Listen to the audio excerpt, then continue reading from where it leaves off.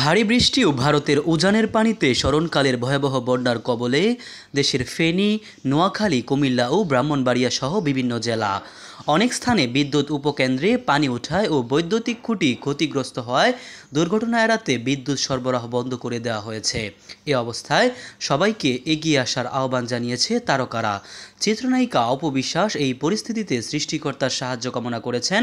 বন্যা পরিস্থিতি খারাপের দিকে গেলে উত্তেজিত না হয়ে সতর্কতা অবলম্বন করতে হবে, কিছু বিষয় অনুসরণ করে নিরাপদ স্থানে পৌঁছানোর ব্যবস্থা করতে হবে, সেই সাথে সাক্ষরতার বিষয়টিও অনুসরণ করতে হবে।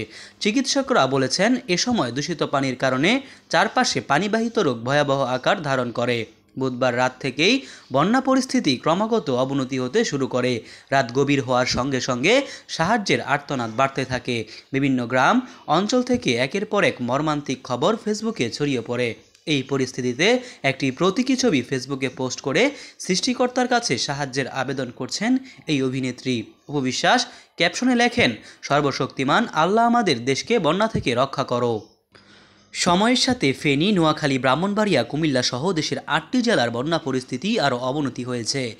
ব্রাহ্মণবাড়িয়া, হবিগঞ্জ, মৌলভীবাজার, নোয়াখালী ভাসছে গ্রামের পর গ্রাম। পানিবন্দী হাজার হাজার মানুষ।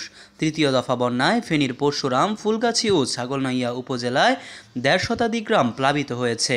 মুহুরী, কহুয়া ও সিলোনিয়া নদীর পানি পরশুরাম পয়েন্টে বিপদসীমার ১৮০ সেন্টিমিটার উপর দিয়ে বইছে।